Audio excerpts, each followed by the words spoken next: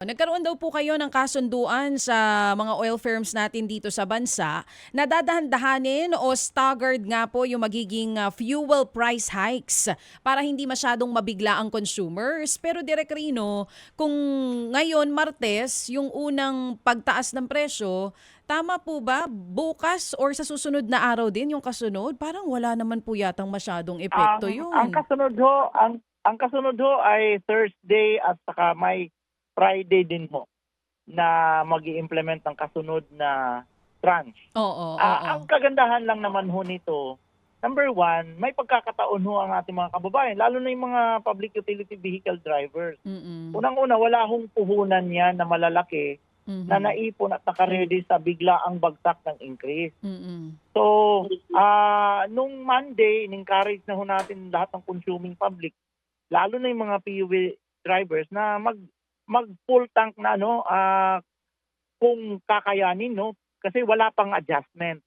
Pero kung hindi, at least naman lang na ipagalaw nila yung negosyo at nakapag-ipon pa sila hanggang Friday for example, at doon naman sila tatamaan yung pangalawa.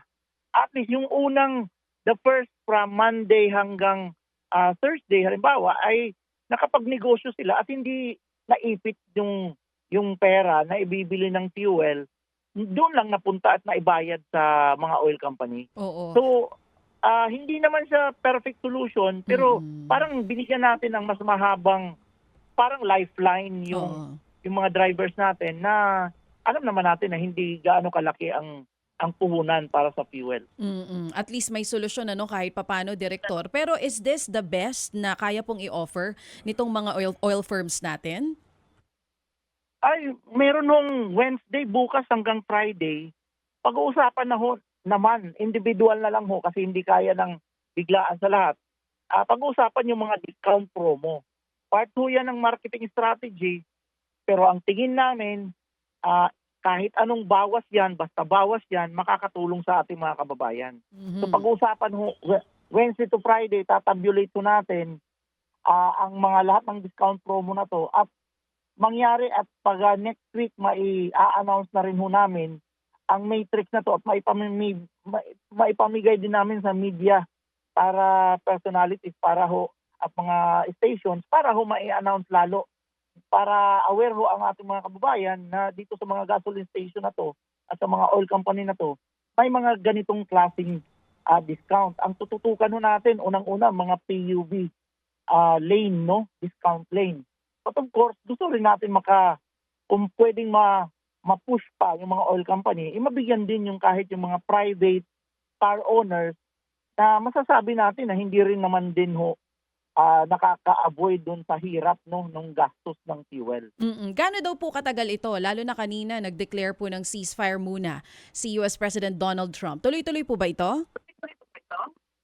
Well, magandang balita yan, Ma'am Chacha. Pero to date, wala hong actual supply disruption. So, speculation ang mga nakaraang 2 linggong increases.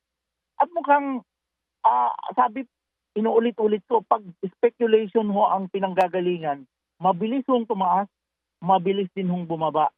So, yung development na ganyan, at kung totoo man yan na magkakaroon ng ceasefire, malakihan din ang effect kaagad at mabilis kaagad ang effect sa pagbaba ng price. Na sana kung next week mangyari yan, tuloy-tuloy na yan, wala pang confirmation yung mismong Israel at Iran, kay President Trump pa lang, kung magkaroon talaga ng kahit 12-day ceasefire yan, then malakihan din ho ang bagsak kaagad ng price dahil wala ho talagang basis itong fundamental ito sa supply. Ang pinaggagalingan talaga nito is speculation. So, mabilis lang din tumaas, mabilis lang din ho bumaba. Huwebes may dagdag. So, kailan natin malalaman yung galawan po for next week naman? Kasi bubuuin na itong increase by Thursday. Kailan po ito? Ngayong weekend po, Monday pa? Well, by Friday mataas na ho. 4 na trading na ang makakadaan. By Friday, medyo may kataasan na yung chance kung ano man ang maging trend. Pero Nung increase or decrease for next week. yes, opo. Pero alam nga naman ganun pa rin po, 5 piso pa rin?